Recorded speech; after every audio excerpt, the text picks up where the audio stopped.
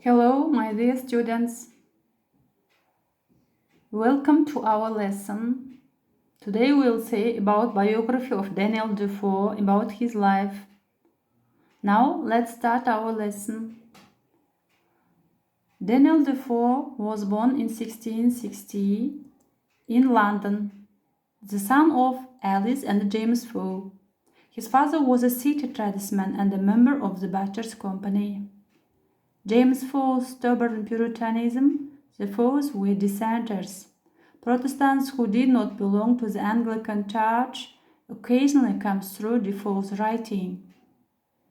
He studied at Charles Morton's Academy in London. Also, his nonconformist father intended him for the ministry. Defoe plunged into politics and trade, so traveling extensively in Europe. English novelist, pamphleteer, and a journalist, also of Robinson Crusoe, written in 1719, a story of a man shipwrecked alone on an island. Along with Samuel Richardson, Defoe was considered the founder of the English novel. Before his time, stories were usually written as long poems or dramas. He produced about 200 works of non-fiction prose in addition to close to 1,000 short essays in periodical publications, several of which he also edited. In the early 1680s, Defoe was a commission merchant in Cornhill but went bankrupt in 1691. In 1684, he married to Mary Turfley. They had 2 sons and 5 daughters. Defoe was involved in Monmouth's rebellion in 1685 against James II, while hiding as a fugitive in a churchyard after the rebellion was put down. He noticed the name Robinson Crusoe carved on a stone and later gave it to his famous hero. In 1702, Defoe wrote with his famous pamphlet, The Shortest Way with the Dissenters. But with his work, he was arrested in May in 1703. While in prison, Defoe wrote Mock Out Hymn on Pillory. The poem was sold in the streets. The audience drank to his health, and while he stood in pillory, read aloud his verses. His political writings were widely read and made him powerful enemies. Often he was misunderstood.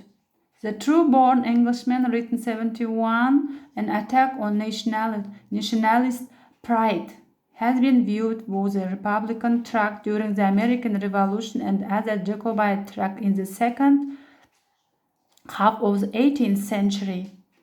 Robinson Crusoe, maybe do you know, yes, you read this story about your school, yes, maybe. In the next lesson, we'll get to know better with this work. Also tells of a man's shipwreck on a deserted island and his subsequent adventures.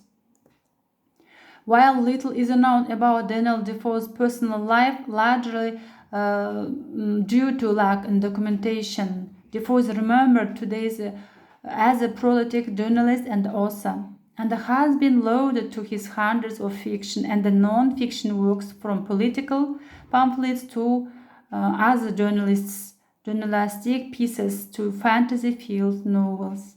The characters that Defoe created in his fiction books have been brought to life countless times over the years in editorial works as well as stage and screen productions.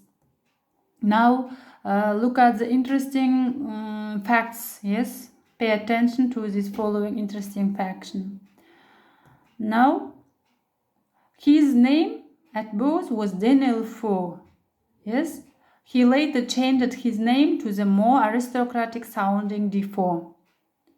He lived through both the Great Plague of London in 1665 and the Great Fire of London 1666. For a time, he worked as a general merchant.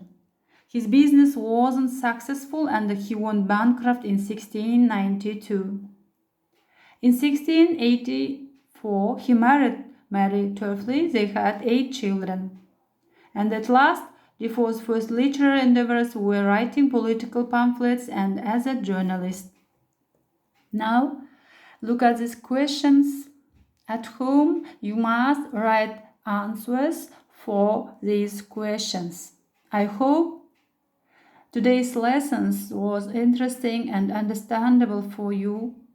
See you soon. Good luck, my dear students. Goodbye.